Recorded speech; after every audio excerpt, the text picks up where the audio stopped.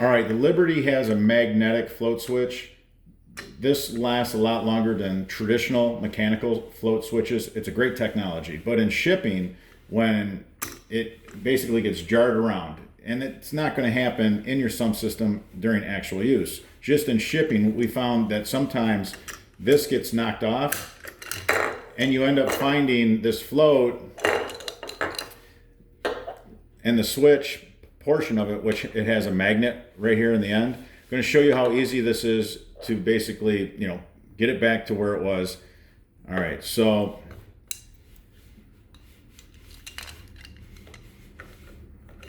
that's it. Now this is a real flexible piece. This is not steel. It's very flexible. It's a nylon. You just bend it. Don't worry about it. It's not going to hurt it. Now your magnetic float switch is ready for service. It's that easy.